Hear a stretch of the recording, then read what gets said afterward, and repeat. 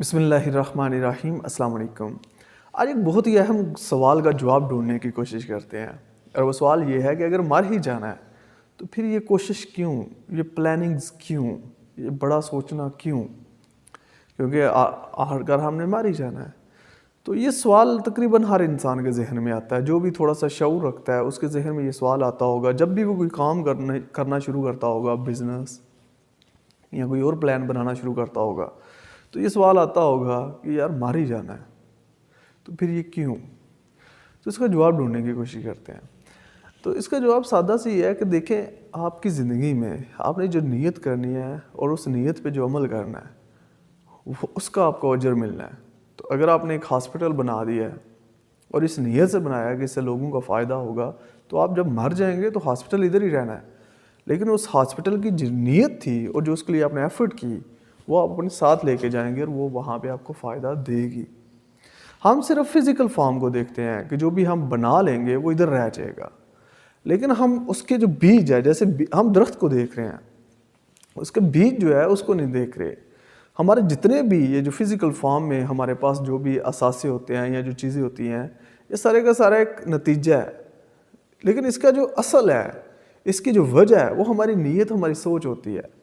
تو اگر ہماری سوچ میں کچھ اچھا ہے اور ہم کچھ ایسا کر رہے ہیں، ہم پلان کر رہے ہیں، مثلا ایک انسان ہے وہ کہتا ہے کہ میں اگلے 30 سال کا میرا یہ پلان ہے، اگر اس کی نیت یہ ہے کہ اچھا کام کرنا ہے اور اس پلان کے تحت میں نے اتنے لوگوں کو روزگار دینا ہے، میں نے اتنے لوگوں کو مایوسی سے نکالنا ہے، یا میں نے کسی کے لیے رہنما بننا ہے یا رہبر بننا ہے، تو اب وہ بظاہر 2-3 سال بعد فوت ہو جائے یا 30 سال بعد وہ دنیا سے چلا جاتا ہے، باقی ہر چیز ادھر ہی رہ جائے گی، نو ڈاؤٹ، جو بھی اس نے بنایا ادھر رہ جائے گا۔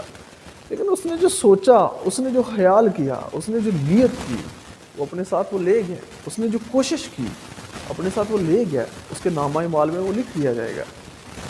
ایک اور جو بہت اہم چیز سمجھنے کے لیے ہے وہ یہ ہے کہ دیکھیں، عمل وہ تو ہے جو آپ کرتے ہیں۔ مثلا آپ نے ایک غریب کی مدد کر دی، ایک انسان جس کو رستے کا نہیں پتا، آپ نے رستہ دکھا دیا، لیکن عمل میں یہ عمل بھی کاؤنٹ ہوتا ہے، یہ بھی عمل میں کاؤنٹ ہوتا ہے کہ آپ بیٹھے ہیں، آپ نے کچھ نہیں کیا، باہر ظلم ہو رہا ہے، آپ چپ کر کے بیٹھے ہیں، ہمت ہی نہیں کی، یہ بھی آپ کا عمل ہے۔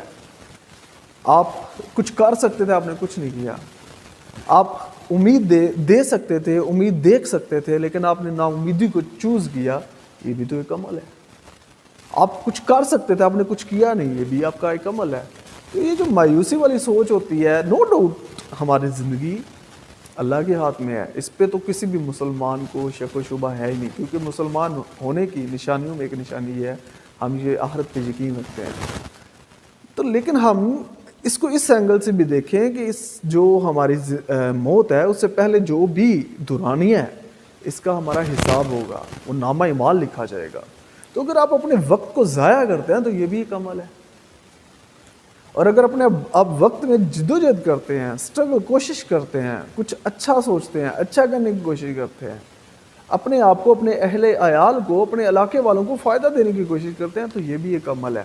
لیکن اگر آپ نہیں کرتے، آپ چپ کر کے بیٹھ جاتے ہیں، مایوس ہو جاتے ہیں، مر ہی جانا ہے، یہ ہو جانا ہے، وہ ہو جانا ہے، تو یہ بھی ایک عمل ہے۔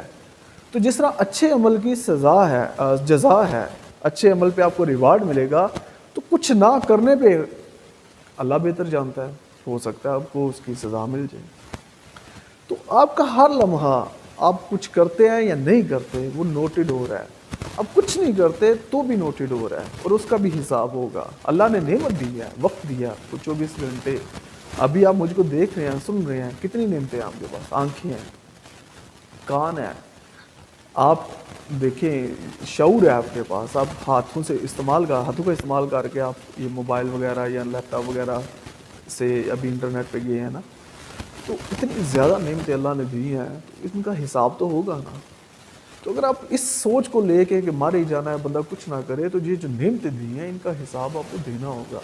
اس لیے یہ مایوسی کی سوچ کو چھوڑیں، نو ڈاؤٹ اصل پلانر اللہ ہے، لیکن کچھ پلان اپنے رکھیں آپ، اور نیت یہ رکھیں کہ انشاءاللہ اللہ کی مدد سے آپ ان پلان پہ پورا اتریں گے، اور وہ پلان اپنے سے بڑھ کے ہونے چاہیے، یعنی آپ کی اپنی ذات ٹھیک ہے، ضروری ہے، लेकिन उस ज़रूरत से ऊपर निकल के दूसरों की ज़रूरियात को भी पूरा करने की कोशिश करें। और पहले 2, 3, 4, 5 साल नहीं होगा, नहीं कुछ दिखेगा। आप जब एफ़र्ट करेंगे कुछ नहीं दिखेगा।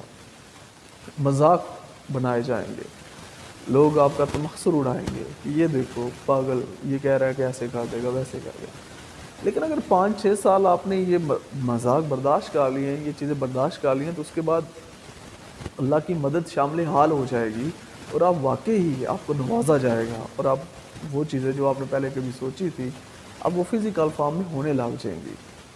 तो इस मायूसी से निकलें। आपका एक-एक लम्हा नोट किया जा रहा है, उसका आपको हिसाब देना होगा। तो महज़ ये सोच लें कि मर ही जाना है, इसको दूर करें। मसलन एक बंदा है वो बीमार है, अब उसके पास 2 ऑप्शन है कि बीमारी में जितना कुछ हो सकता है वो करे या चुप करके बैठ जाए। तो उस बीमारी की सूरत में भी उसने जो अमल इख्तियार किया उसकी उसको सज़ा जज़ा होगी। अगर वो चुप करके बैठ गया है तो वो वक्त भी तो ज़ाया कर रहा है, थोड़ा बहुत कुछ तो कर सकता था। तो कुछ करें ताकि आपके नामा अमाल में ऐसे अमाल लिखे जाएं कि जिन पे कल को आपको फ़ख्र हो। अस्सलाम वालेकुम।